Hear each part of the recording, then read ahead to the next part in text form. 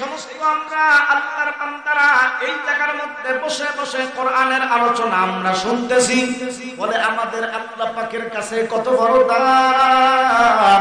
আল্লাহ রাব্বুল আলামিন সূরাতুল জিলজালের মধ্যে বর্ণনা করেন, ইয়াউমা ইযিন তুহাদ্দিসু আখবারাহা বিআন্না রাব্বাকা আওহা লাহা। জোরে কোন আল্লাহু আকবার। আল্লাহ পাক রব্বুল আলামিন বলেন, এই জমিন কিয়ামতের ময়দানে আল্লাহ পাক রব্বুল আলামিনের দরবারে সাক্ষী দিয়া দিবে। জমিন আল্লাহ পাক রব্বুল আলামিনকে ডাক দিয়া বলবে, আল্লাহ, ওই যে গোবিন্দগঞ্জের অমুক মাঠের মধ্যে তোমার কিছু মহব্বতের পাগল বান্দারা, আয় আল্লাহ, তোমার বান্দারা যদি চাইতো তারা বাড়ির মধ্যে গিয়া ঘুমাইতে পারতো, টিভি সিনেমা দেখতে পারতো, নাটক দেখতে পারতো, কিন্তু তোমার মহব্বতের বান্দাগুলা, মহব্বতের বান্দিগুলা ওই বাড়ির মধ্যে গিয়া না ঘুমাইয়া তারা ওই কোরআনকে মহব্বত করে, কোরআনের আলোচনাগুলাকে মহব্বত করিয়া ওই মাঠের মধ্যে বসে বসে কোরআনের আলোচনাগুলা শুনছে। ও আল্লাহ, আমি জমিন তাদের জন্য সাক্ষী দিলাম রে আল্লাহ। ওই জায়গার মধ্যে যারা বসছে, ও মালিক, তারা তোমার বড় পাগল, কোরআনের বড় পাগল। ও আল্লাহ, আমি জমিন সাক্ষী দিলাম, ও মালিক, তোমার ওই বান্দাগুলাকে তুমি মাফ করে দাও। কোন সুবহানাল্লাহ।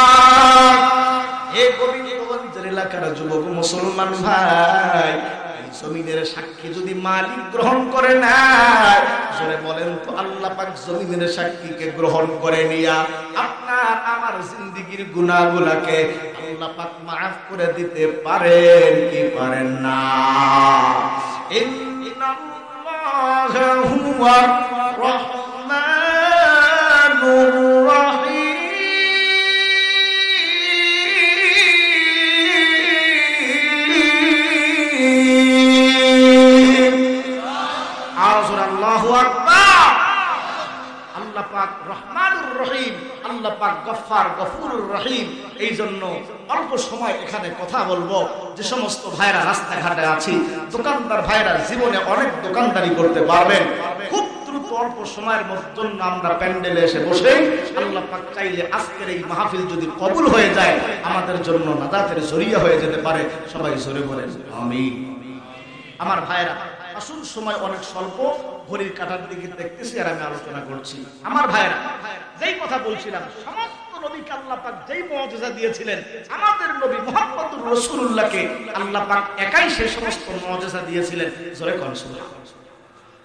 যেই রকম ভাবে হযরত ইউসুফ পয়গম্বরকে আল্লাহ পাক মুআজিজা দিয়েছিলেন, হযরত ইউসুফ পয়গম্বর কত সুন্দর, হযরত ইউসুফ পয়গম্বরের চেহারা দেখিয়া ওই মিশরের মহিলারা হাত কেটে ফেলেছিল।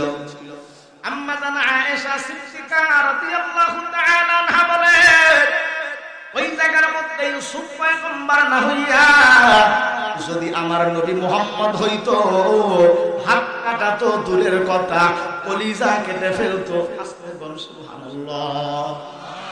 আমার নবী এত সুন্দর।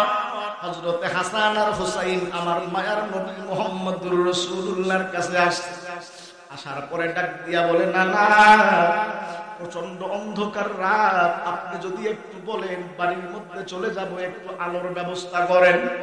আমার মায়ার নবী ডাক দিয়া বলে, না না, আমার বাড়ির মধ্যে কয়েকদিন যাবত থেকে চুলার মধ্যে আগুনও জ্বলে না, ওদেরকে আমি লাইটের ব্যবস্থা, আলো আমি কেমনে দিব? তবে তোরা যেন বাড়ির মধ্যে যাইতে পারো, এই ব্যবস্থা আমি মুহাম্মদ করে দিতে পারি। হযরত হুসাইন ডাক দিয়ে বলে, না না, আপনি আমাদেরকে বাড়ি যাওয়ার জন্য লাইটের ব্যবস্থা করে দেন, যেমনে পান তেমনে দেন। হযরত হুসাইন রাদিয়াল্লাহু তাআলা আনহু বলে, আমার নানা বললেন, হুসাইন যাওয়ার জন্য রেডি হয়ে যাও। এ মুসলমান ইমানদার, আল্লাহর গোলাম, এ পর্দার অন্তরালের মা, একটু দিলের কান দিয়া বোঝার চেষ্টা করেন। এর যুবক ভাই কথাগুলা দিলের কান দিয়া বোঝার চেষ্টা করো। ও বৃদ্ধ বাবাজিরা একটু মনোযোগ দিয়ে কথা শোনার চেষ্টা করেন। হযরত রাসূল কারীম ডাক দিয়া বলে, হুসাইন যাওয়ার জন্য রেডি হয়ে যাও, হুসাইন রেডি হয়ে যাও। হযরত হুসাইন রাদিয়াল্লাহু তাআলা আনহু বলে, আমার নানা শুধুমাত্র কেবলমাত্র একটু মুস্কি হাসি দিয়েছে, হাসি দেওয়ার কারণে সামান্য একটু দাঁত বের হয়েছে। বলে আমার নানার দাঁতের কত পাওয়ার, আল্লাহর পয়গম্বরের দাঁতগুলা কত সুন্দর। হযরত হুসাইন বলে, আমার মায়ার নবী আমার নানার দাঁত বের করেছে, দাঁতের এত আলো, বলে আকাশের মধ্যে যখন বিজলি চমকায় সমস্ত রাস্তা আলোকিত হয়ে যায়। আমার নানা মুহাম্মদ যখন মুস্কি হাসি দিয়া দিল, যখন শুধুমাত্র কেবলমাত্র দাঁতগুলা বের করেছে, সমস্ত রাস্তাগুলা বিজলির মতো চমকাইলে যেরকম আলোকিত হয়ে যায়, সমস্ত রাস্তাটা আলোকিত হলো। জোরে বলেন তো যিনি এগুলা করেন, জোরে বলেন উনি কে? আবার আল্লাহর নাম নিতে কি কষ্ট হয়, জোরে কোন আল্লাহ।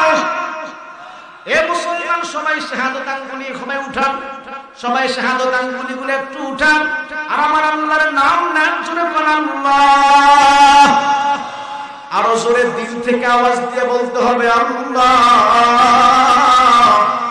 আবার সবাই জোরে ডাক দেন, বলেন আল্লাহ। আমার মায়ার নবী মুহাম্মদুর রাসূলুল্লাহকে আল্লাহ পাক সমস্ত নবীর বৈশিষ্ট্য দান করেছিলেন। এই পবিত্র গঞ্জের এলাকার মুসলমান ভাই, ওই হযরত ঈসা পয়গম্বরকে আল্লাহ পাক রব্বুল আলামিন মুজিজা দিয়েছিলেন। হযরত ঈসা পয়গম্বর যদি কোন জায়গার মধ্যে ফু দিতেন, সঙ্গে সঙ্গে সেই জিনিসটা জীবিত হয়ে যাইত। আমার মায়ার নবীকেও আল্লাহ পাক কেমন পাওয়ার দিয়েছেন, মায়ার নবী যদি কোন মৃত জিনিসের মধ্যে ফু দেয়, সঙ্গে সঙ্গে জীবিত হয়ে যাইত। জোরে কোন সুবহানাল্লাহ। সময়ের সংক্ষিপ্ততার কারণে ইতিহাস বলতে পারতেছি না রে মুসলমান ভাই। এ পবিত্র মন্দির এলাকার যুবক ও পর্দার অন্তরালের মা, একটু কথাগুলো দিলের কান দিয়ে বোঝার চেষ্টা করেন রে বাবা। যে কথাটা বলতেছিলাম, আমার নবীকে আল্লাহ পাক এক্সট্রা কিছু বৈশিষ্ট্য দিয়েছিলেন। বলে এক্সট্রা বৈশিষ্ট্যগুলো কি? পয়গম্বর যখন জিহাদের ময়দানে যাওয়ার জন্য রেডি হয়ে গেল, সমস্ত যারা শত্রু ছিল, এই সমস্ত শত্রুদের দিলের মধ্যে ভূমিকম্প আর ভয় ঢুকিয়ে দিতেন আমার আল্লাহ। আমার নবীর এটা বৈশিষ্ট্য, যদি কোনো পথ দিয়া যাইতেন আর ওই পথের মধ্যে যদি কোনো শত্রু থাকতো, সঙ্গে সঙ্গে শত্রুর দিলকে ভূমিকম্পে তৈরি করে দিতেন কে? আর জোরে বলেন, জোরে বলেন কে? রাসূল যখন তাবুকের ময়দানে যাওয়া আরম্ভ করছে, আর ওই শত্রু বাহিনী যখন জানতে পারলো মুহাম্মদ আসতেছে, অটোমেটিক তার দিলের মধ্যে ভূমিকম্প তৈরি হয়ে গেছে। আমার ভাইরা, মুসলমানরাও কিন্তু সেই জাতি। মুসলমানরা যদি তাদের অস্তিত্বকে টিকিয়ে রাখতে পারে, মুসলমান যদি মুসলমানের মতো থাকতে পারে, কোন কাফের বেঈমান মুসলমানদেরকে এরকম ভাবে, মুসলমান কোন কাফের বেঈমানকে ভয় করতে পারে না। মুসলমানদেরকে দেখলে কাফের বেঈমানদের অটোমেটিক ভয় ঢুকিয়ে দেন কে? জোরে বলেন, জোরে বলেন কে? আজকে ফিলিস্তিনের মুসলমানদের অবস্থা দেখলে অত্যন্ত আশ্চর্য লাগে, কিন্তু চিন্তার কোনো কারণ নাই, টেনশনের কোনো কারণ নাই। ফিলিস্তিন, আজকে ফিলিস্তিনের মুসলমানেরা যেরকম ভাবে জুলুমের শিকার, ফিলিস্তিনের মুসলমানরা যেরকম আজকে নির্যাতিত নিপীড়িত, কিন্তু আজ না হয় কাল। আল্লাহ রাসূল বলেছেন, ততক্ষণ পর্যন্ত কিয়ামত ঘটবে না যতক্ষণ পর্যন্ত আল্লাহ পাক রব্বুল আমিন ফিলিস্তিনকে মুসলমানদের হাতে না এনে দিবে। জোরে কোন সুবহানাল্লাহ। আগে আর পরে ফিলিস্তিন মুসলমানদের হাতে আসবে ইনশাআল্লাহ। এই জন্য চিন্তার কারণ নাই, কারণ মুসলমানদের পক্ষে আছেন কে? জোরে কোন কে? যাদের পক্ষে মুসলমান থাকে, মুসলমান যাদের পক্ষে আল্লাহ থাকে, তারাই সব সময় বিজিত হয়। যাদের পক্ষে আল্লাহ থাকে না, তারা সব সময় ধ্বংস হয়। এজন্যই তো নমরুদের পক্ষে আল্লাহ ছিল না, এই জন্য নমরুদ ধ্বংস হয়েছে। ইব্রাহিমের পক্ষে আল্লাহ ছিল, ইব্রাহিমকে আল্লাহ পাক রব্বুল আলামিন সফলতা দান করেছেন। ওই ফেরাউনের পক্ষে আল্লাহ ছিল না, এই জন্য ফেরাউন ধ্বংস হয়েছে। মুসার পক্ষে আল্লাহ ছিল, মুসাকে আল্লাহ বিজয় দান করেছেন। ঠিক তদ্রুপ আবু জেহেল, উতবা, সাইবা এদের পক্ষে আল্লাহ ছিল না, ওরা ধ্বংস হয়ে গেছে। বেলালের পক্ষে আল্লাহ ছিল, বেলালকে আল্লাহ পাক বিজিত করেছেন। ওই আমেরিকার লাল কুত্তা বাহিনী যখন তারা এরকম ভাবে আক্রমণ করার জন্য আসছিল, তাদের পক্ষে আল্লাহ ছিল না, তালেবানদের পক্ষে আল্লাহ ছিল, মুজাহিদদের পক্ষে আল্লাহ ছিল। আমেরিকার লাল কুত্তা বাহিনী ওদের যতই অস্ত্র থাক, যা কিছু থাক, আল্লাহ তাদের পক্ষে না থাকার কারণে তারা ধ্বংস হয়েছে, তারা পালাতে বাধ্য হয়েছে। মুসলমানদেরকে, তালেবানদেরকে আল্লাহ পাক বিজয় দান করেছেন। জোরে কোন ঠিক কিনা? আজকেও মুসলমান যদি আমরা আমাদের অস্তিত্বকে ঠিক রাখতে পারি, কোনো ভয় নাই, কোনো টেনশন নাই। জোরে বলেন তো, মুসলমানদের পক্ষে আছেন কে? আল্লাহর উপর ভরসা করে আমরা যদি থাকি, আজ না হয় কাল ইনশাআল্লাহ আল্লাহ পাক রব্বুল আমিন সবকিছু আমাদের হাতে এনে দিবেন। সবাই জোরে কোন আমিন। আর জোরে বলেন আমিন। রাসূল সাল্লাল্লাহু আলাইহি ওয়াসাল্লাম যুদ্ধের ময়দানে চলে গেলেন। আমার ভাইরা, এখানে একটা কথা বুঝতে হবে, রাসূল সাল্লাল্লাহু আলাইহি ওয়াসাল্লাম অনেক যুদ্ধের মধ্যে নিজে গিয়ে সরাসরি দেখেন। এবার পয়গম্বর কত সুন্দর করে একটা উত্তর দেয়।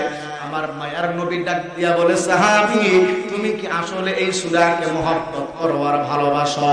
সাহাবী ডাক দিয়া বলে, পয়গম্বর নামাজের বাইরে সব সময় তেলাওয়াত করার কারণে নামাজের ভিতরেও আমি তেলাওয়াত করে ফেলেছি।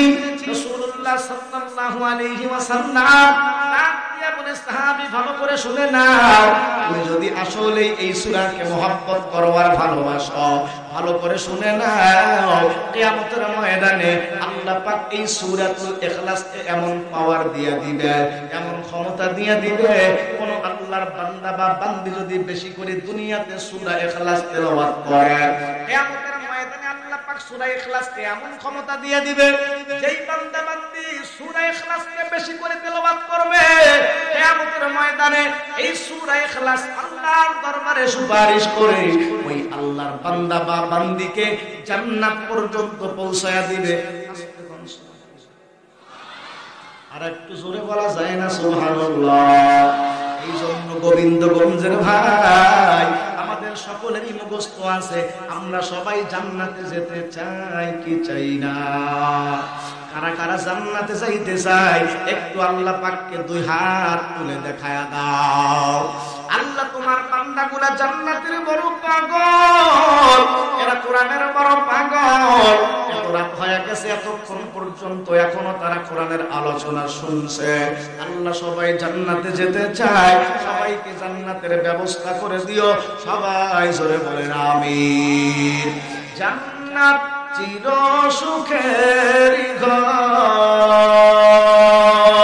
জান্নাত চির সুখের ঘর, অগজান্তে যদি তুমি মায়া ঘেরা রঙিন পৃথিবী, নয়তো সুখের খনি, মায়া ঘেরা রঙিন পৃথিবী, নয়তো সুখের খনি। জান্নাত চির সুখের ঘর, জান্নাত চির সুখের ঘর, অগজান্তে যদি তুমি মায়া ঘেরা রঙিন পৃথিবী, নয়তো সুখের খনি, মায়া ঘেরা রঙিন পৃথিবী, নয়তো সুখের খনি। ঠিক কিনা জোরে কও? জান্নাতে পাবে তুমি মহান প্রভু আল্লাহর দিদার, জান্নাতে আরো পাবে তুমি নাজ নিয়ামত অফার, জান্নাতে পাবে তুমি হুরুল যা চাবে, জান্নাতের সব নেয়ামত তোমায় স্বাগত জানাবে। শর্ত একটাই, তোমাকে দিতে হবে কোরবানি, শর্ত একটাই, তোমাকে দিতে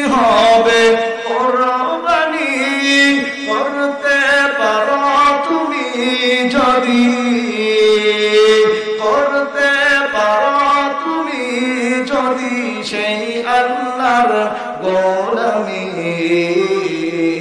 মায়া ঘেরা রঙিন পৃথিবী নয়তো সুখের খনি।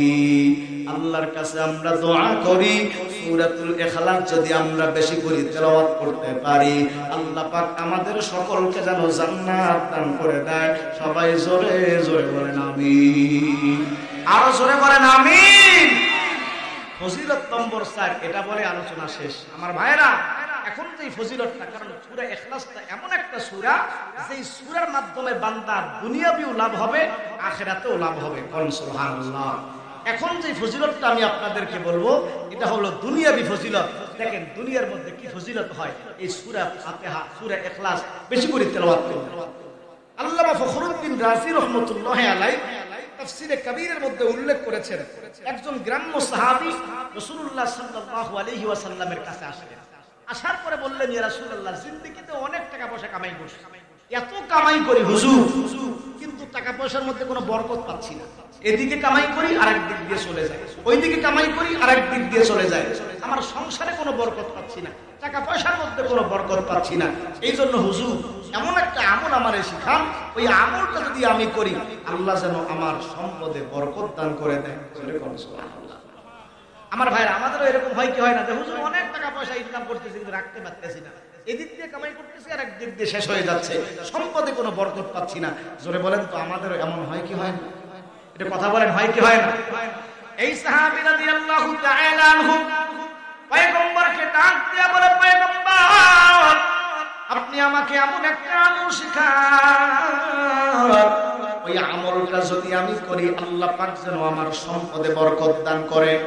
আল্লাহর পয়গম্বর সাহাবীকে এমন একটা আমল শিখায়া দিলেন, ওই সাহাবী যখন আমলটা করা শুরু করে দিয়ে দিল, এই গোবিন্দগঞ্জের মুসলমান কথাগুলো দিনের কান দিয়ে বোঝার চেষ্টা করেন। ও পর্দার অন্তরালের মা, জোরে কোন আছে না নাই? 4টা ফজিলত বলেছি, সময়ের স্বল্পতার কারণে সামনে যেতে পারছি না। এই 4টা ফজিলত আপনাদেরকে শুনাইলাম। তাফসীরে কাবীর, বিশাল বড় তাফসীরের কিতাব, আল্লামা ফখরুদ্দিন রাজির লেখা। এই তাফসীরে কাবীর থেকে যে 4টা ফজিলত আপনাদেরকে শুনাইলাম, আমরা সবাই আমল করব তো ইনশাআল্লাহ। কি বলেন, আমল করব তো ইনশাআল্লাহ?